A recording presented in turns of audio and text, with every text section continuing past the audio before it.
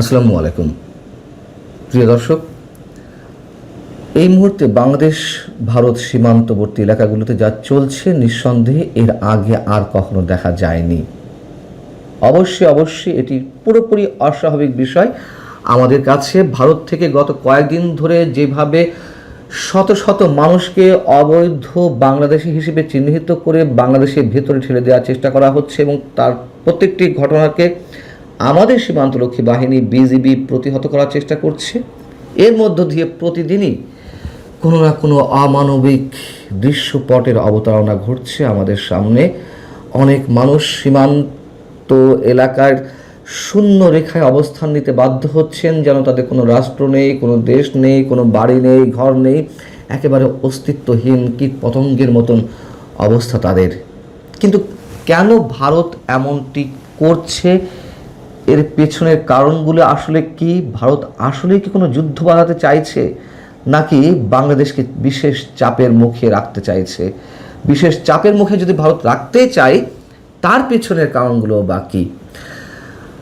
আমরা অবশ্যই সারা বছরই কম বেশি ভারত বাংলাদেশ সীমান্তগুলোতে এক ধরনের উত্তেজনা দেখতে পাই, সেগুলো চোরাচালানকে কেন্দ্র করে হোক বা যে কোনো কারণে হোক, এবং এর মধ্যে তো অবশ্যই প্রাণহানির নানান ধরনের ঘটনা ঘটে থাকে। কিন্তু এই মুহূর্তে যা চলছে নিঃসন্দেহে তা কোনো স্বাভাবিক বিষয় নয়, এবং এই অস্বাভাবিক বিষয়টি আমাদের সামনে আসে 2025 সালের দিকে, যখন কিনা ডক্টর মোহাম্মদ ইউনূসের সরকার বাংলাদেশে ছিল, এবং তখন বাংলাদেশ ভারত সম্পর্ক কেমন ছিল তাও আমরা জানি। সেই সময় একটি উত্তেজনাকর পরিস্থিতির সৃষ্টি হয় এই পুশিনকে কেন্দ্র করে, এবং ওই সময় প্রায় 2000 মানুষকে অবৈধ বাংলাদেশি হিসেবে বা অবৈধ অনুপ্রবেশকারী হিসেবে বাংলাদেশের সীমানা অভ্যন্তরে ঠেলে পাঠিয়ে দেয় বিএসএফ। আমাদের সীমান্তরক্ষী বাহিনী বিজিবি তারা তথ্য যাচাই বাছাই করে ওই মানুষগুলোর, এবং এটা সত্য কথা, দেখা গেছে তাদের প্রায় সবাই বাংলাদেশি। যদিও 126 জনকে, তাদের মধ্যে 126 জনকে ভারতীয় হিসেবে চিহ্নিত করা হয়। এটিও তো সত্য কথা, অস্বীকার করা কিছু নেই যে ভারতে অবশ্যই বাংলাদেশ থেকে অবৈধভাবে অনেকে গিয়ে সেখানে ঠিকানা গেড়েছে, আবার ভারতেরও অনেকে এদেশে অবৈধভাবে অবস্থান করছে, এটি সত্য কথা। সেটি আসিফ নজরুলের তথ্য অনুযায়ী 26 লাখ ভারতীয় নিশ্চয়ই নয়, তবে রয়েছেন অনেকে, সত্য কথা। এখন প্রশ্ন হচ্ছে যে ভারত কোনো ধরনের নিয়মনীতি তোয়াক্কা না করে এই পুশিনের ঘটনা ঘটাতে চাইছে। এটি যদি কেউ বিশ্লেষণ করার চেষ্টা করেন যে এটি তাদের কেবলমাত্র সীমান্ত ব্যবস্থাপনা, একেবারে ভুল বিশ্লেষণ হবে। অবশ্যই এর সঙ্গে জড়িয়ে রয়েছে ভারতের অভ্যন্তরীণ রাজনীতি, তাদের যে নাগরিকত্ব এবং ভোটার তালিকা তা নিয়ে যে চলমান বিতর্ক, পাশাপাশি ভারত বাংলাদেশের যে সম্পর্ক, নিঃসন্দেহে তার অনেক কিছুই এর পিছনে কাজ করছে, এটুকু আমরা বলতে পারি। পশ্চিমবঙ্গে বিজেপির রাজনীতির অন্যতম একটি অনুষঙ্গ হচ্ছে যে তারা ভোটের আগে খুব জোরে সোরে বলে আসছে বা প্রায়ই বলে থাকে যে বাংলাদেশ থেকে অসংখ্য অনুপ্রবেশকারী সেখানে রয়েছে, তাদেরকে ফেরত পাঠানো হবে। বিশেষ করে নির্বাচনের আগে এই ধোঁয়াগুলো বেশি তোলা হয়েছে, এবং কয়েকদিন আগে পশ্চিমবঙ্গে যে বিধানসভা নির্বাচন হয়ে গেল, তাতে বিজেপির শুভেন্দু অধিকারী যখন জয়লাভ করলেন, বাংলাদেশ থেকে বিশেষজ্ঞ মহলের পর্যায় থেকে সরকারের পক্ষ থেকে দাবি করা হলো এর কোনো প্রভাব বাংলাদেশ ভারত সম্পর্কে পড়বে না, তবে আমাদের মতন কিছু চাপোষা মানুষ দাবি করে আসছিলেন যে অবশ্যই এর প্রভাব পড়বে, এবং সেটি দেখা যাচ্ছে। শুভেন্দু অধিকারী গত কয়েকদিন আগে যে দাবিটি করলেন তা হচ্ছে 4800 অনুপ্রবেশকারী, বাংলাদেশি অনুপ্রবেশকারীকে বাংলাদেশের মধ্যে ঠেলে পাঠানো হয়েছে, এবং আরও 836 জন এই মুহূর্তে ভারতের হোল্ডিং সেন্টার বা আটক শিবিরগুলোতে অবস্থান করছে। বহুদিন ধরেই বিজেপি দাবি করে আসছে যে ভারতের গুজরাট, মুম্বাই, আসামে অসংখ্য বাংলাদেশি অনুপ্রবেশকারী রয়েছে, এবং পশ্চিমবঙ্গেও যে রয়েছে সেটিও তারা তুলে ধরার চেষ্টা করছে, এবং দাবি করা হচ্ছিল নির্বাচনের আগে, যেটি বললাম যে বিজেপি ক্ষমতায় এলে তাদেরকে ঝেঁটিয়ে বিদায় করা হবে। বিদায় করুক, কিন্তু কিন্তু যে প্রক্রিয়ায় তারা বিদায় করতে চাইছে এটি কোনোভাবেই সমর্থনযোগ্য নয়। প্রথমত, পশ্চিমবঙ্গের মুসলিমদেরকে ধরে নেওয়া হয় যে তাদের সবাই তৃণমূল কংগ্রেসের ভোটার, তাদের ভোটগুলো মানে তৃণমূল কংগ্রেসের ভোট ব্যাংকেই পড়ে। এখন সেই জায়গা থেকে বিজেপি যেহেতু ক্ষমতায়, বিজেপি যেটি করছে সেটি হচ্ছে মুসলমানদের মধ্যে এক ধরনের ভয় ঢুকিয়ে দেওয়া, এগুলোকে এক্সাম্পল হিসেবে দাঁড় করিয়ে দিয়ে যে তোমাদেরও এমন পরিস্থিতি ঘটতে পারে, এবং পাশাপাশি একটা সাম্প্রদায়িকতার বীজ বপন করা হচ্ছে। আর কি কি কারণ রয়েছে এর পেছনে?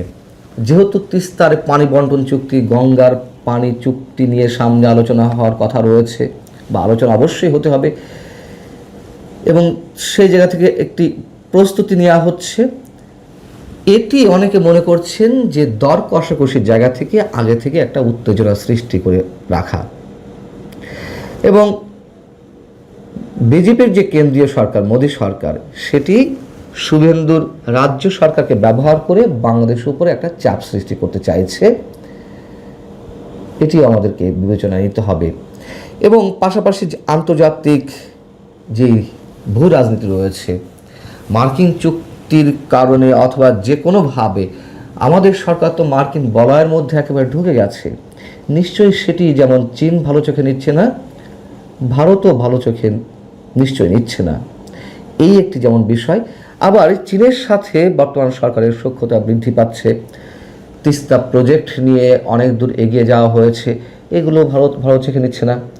তারও একটি আগাম চাপ, দর কষাকষির একটি জায়গা। আমাদের স্বরাষ্ট্রমন্ত্রী সালাউদ্দিন আহমেদ অবশ্যই খুব যৌক্তিকভাবে একটি কথা বলেছেন। তিনি বলেছেন যে ভারতের কেন্দ্রীয় সরকার জাতীয় পরিচয়পত্র যাচাইয়ের মাধ্যমে কোনো তালিকা পাঠালে আইন অনুযায়ী রিপ্যাট্রিয়েশন বা প্রত্যাবাসন প্রক্রিয়া অনুসরণ করা হবে, কিন্তু এখনো পর্যন্ত তেমন কোনো তালিকা বাংলাদেশ সরকারের হাতে ভারতের পক্ষ থেকে আসেনি। আমাদের পররাষ্ট্র প্রতিমন্ত্রী শামা ওবায়েদ তিনিও বলেছেন যে 15 থেকে 17 বার ভারতকে চিঠি দেওয়া হয়েছে যে আপনারা তালিকা দিন, আমরা যাচাই বাছাই করব, কিন্তু ভারত কোনো কিছুতেই তোয়াক্কা করছে না। কেন এমনটি হবে? পৃথিবীর বিভিন্ন দেশে তো বাংলাদেশিদের মধ্যে থেকে অবশ্যই অনেকে অনুপ্রবেশ করছেন বা অবৈধভাবে সেসব দেশগুলোতে আশ্রয় নিচ্ছে। এটা শুধু বাংলাদেশের ক্ষেত্রে নয়, যুক্তরাষ্ট্র বা উন্নত দেশগুলোতে দেখা যাচ্ছে ভারত থেকেও অনেকে যাচ্ছে বা অন্যান্য দেশগুলো থেকেও অবৈধভাবে প্রবেশ করছে।